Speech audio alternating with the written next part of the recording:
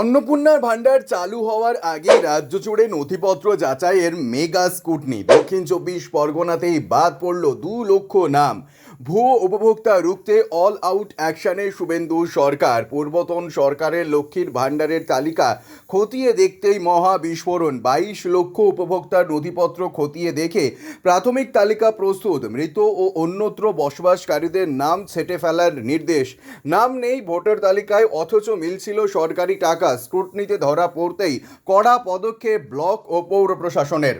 রাজ্যে অন্নপূর্ণা ভান্ডার প্রকল্প চালুর প্রস্তুতি এখন চূড়ান্ত পর্যায়ে। মুখ্যমন্ত্রী শুভেন্দু অধিকারী আগেই জানিয়েছিলেন এই প্রকল্পের সুবিধা শুধুমাত্র প্রকৃত এবং যোগ্য উপভোক্তারাই পাবেন। তাই প্রকল্প চালুর আগেই শুরু হয়েছে ব্যাপক যাচাই বাছাই। আর সেই প্রক্রিয়াতেই সামনে এসছে বড় তথ্য। দক্ষিণ 24 পরগনায় লক্ষ্মীর ভান্ডার প্রকল্পের তালিকা থেকে বাদ পড়েছে প্রায় 2 লক্ষ মহিলার নাম। রাজ্য সরকারের তরফে জানানো হয়েছে আগামী মাস থেকেই আনুষ্ঠানিকভাবে কার্যকর হবে অন্নপূর্ণা ভান্ডার প্রকল্প। এই প্রকল্পের আওতায় যোগ্য মহিলাদের প্রতি মাসে আর্থিক সহায়তা দেওয়া হবে।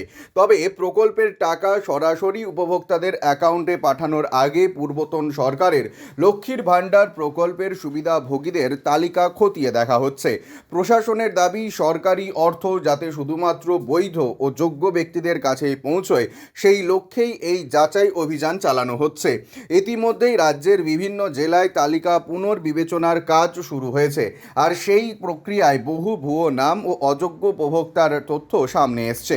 এর আগে রাজ্য জুড়ে লক্ষ্মীর ভান্ডার প্রকল্পের তালিকা পর্যালোচনা করতে গিয়ে প্রায় 30 লক্ষ ভুয়ো নাম চিহ্নিত করা হয়েছে বলে প্রশাসনিক সূত্রে দাবি করা হয়েছিল।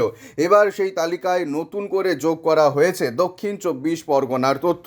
সূত্রের খবর, দক্ষিণ 24 পরগনায় লক্ষ্মীর ভান্ডার প্রকল্পের সুবিধাভোগীদের নথি যাচাই করতে গিয়ে প্রাথমিকভাবে প্রায় 2 লক্ষ নাম বাদ দেওয়া হয়েছে। এই নামগুলির মধ্যে এমন বহু মানুষের নাম রয়েছে যারা ইতিমধ্যেই মারা গিয়েছেন, আবার কেউ কেউ দীর্ঘদিন ধরে অন্যত্র বসবাস করছে। কিছু ক্ষেত্রে দেখা যাচ্ছে সংশ্লিষ্ট ব্যক্তির নাম ভোটার তালিকায় নেই, অথচ তাদের নামে সরকারি প্রকল্পের টাকা পৌঁছচ্ছিল। প্রশাসনের মতে এই ধরনের অসঙ্গতি দূর করতেই তালিকা পুনর্বিবেচনার কাজ চলছে, কারণ নতুন প্রকল্পে কোনোভাবেই অযোগ্য বা ভুয়ো উপভোক্তাদের অন্তর্ভুক্ত করতে চায় না সরকার। সরকারি নির্দেশ জারি হওয়ার পর থেকেই জেলার বিভিন্ন পৌরসভা এবং ব্লক প্রশাসন সক্রিয় হয়ে ওঠা। দক্ষিণ 24 পরগনার বিভিন্ন এলাকায় শুরু হয় নথি যাচাইয়ের বিশেষ অভিযান। বহু মানুষ পৌরসভা, বিডিও অফিস এবং নির্ধারিত শিবিরে গিয়ে নিজেদের পরিচয়পত্র, ভোটার কার্ড এবং আধার কার্ড সহ বিভিন্ন নথি জমা দিয়ে যাচাই প্রক্রিয়ায় অংশ নেয়।